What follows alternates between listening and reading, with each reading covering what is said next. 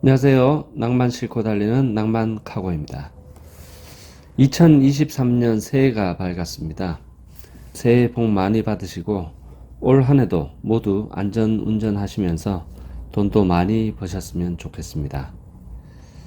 작년 22년에는 우리 화물업에 참 많은 이슈가 있었습니다. 우크라이나 전쟁 때문에 경유 가격이 폭등했고 이로 인해 우리 콜바리 차주들도 참 많이 힘들어졌습니다.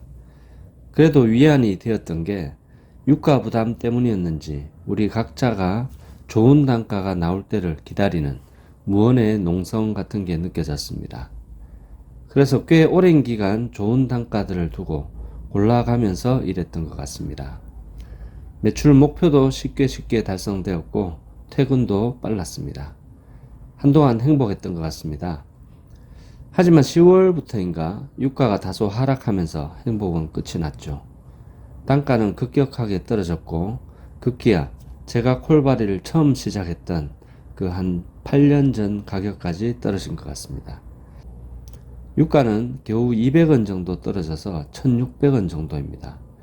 그런데 단가는 유가가 1000원 정도 하던 때로 떨어지니 참 기가 막힐 노릇입니다.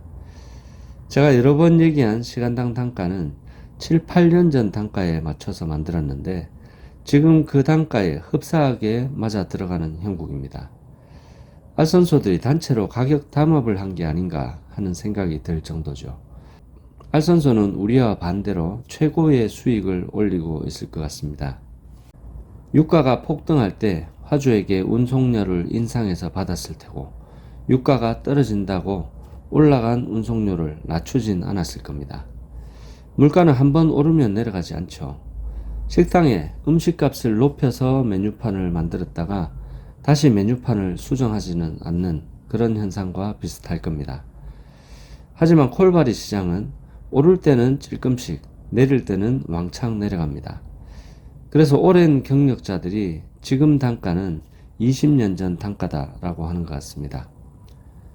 유가 영향으로 우리뿐만 아니라 화물시장 전체가 몸살을 앓았죠.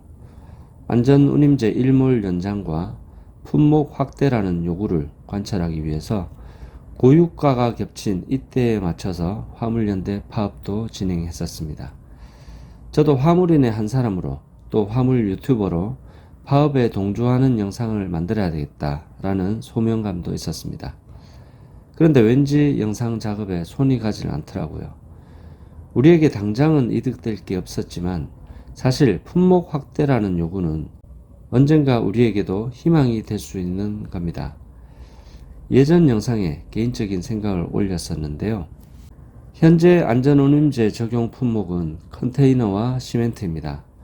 중량 포함 규격화된 품목이라서 가능했던 것인데 정부가 품목 확대까지 합의하면 머지않아 공공연히 이루어지는 과적 부분까지 손대야 하고 화물업계 전체에 엄청난 파급을 예상할 수 있습니다. 대형 차량들은 대부분 과적이 관행화된 상황인데 품목 확대가 된다면 엄청나게 높아질 운송료를 화주업체들이 감당할 수 없게 되겠죠. 현재 화주들은 10톤의 화물도 5톤 축자 한 대 운임만 부담합니다. 그런데 품목 확대가 이루어지면 과적까지 제도화될 수밖에 없고 그러면 화주의 운임 부담이 2배까지 늘어날 수도 있습니다. 모든 화물 차주들이 반기고 기대할 부분이지만 현실적으로는 불가능한 일이죠. 그래서 영상 작업에 손이 안 갔던 것 같습니다. 결국 정부의 여론몰이로 화물연대 파업은 상처만 남기고 패배했습니다. 우리가 원한 건 단지 주선업계의 구조를 개선해서 차주에게 최소한의 운임을 보장해달라는 것인데 이 작은 소망마저도 짓밟혀 버렸습니다. 화물인의 한 사람으로 가슴 아프고 한탄스러운 결과였습니다. 생계를 제쳐두고 파업에 동참한 분들의 심정은 헤아릴 수 없을 정도이고 참으로 죄송스럽습니다. 최저 운임 보장이 그렇게 어려운 일일까요?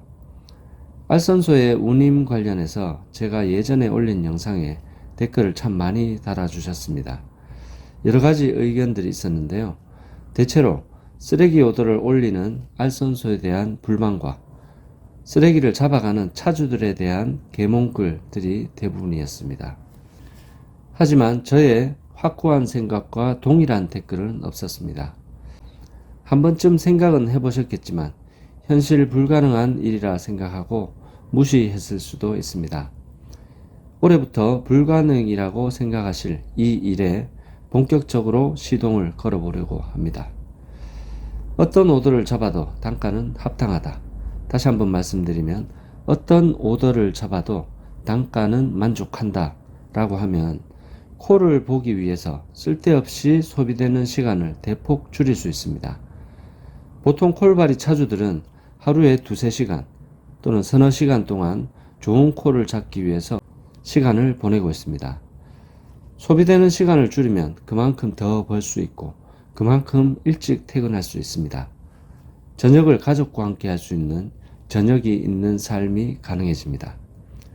어떤 오더를 잡아도 단가에 만족한다면 말이죠. 불가능할 것 같은 이 프로젝트를 위해서 저는 오랜 시간 준비해 왔습니다.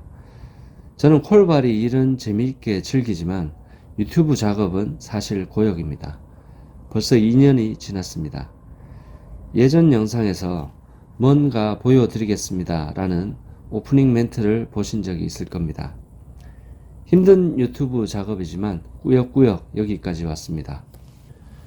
목표한 구독자 수가 달성되면 프로젝트를 본격적으로 시작하려고 했지만 부족하지만 지금부터 해야겠습니다.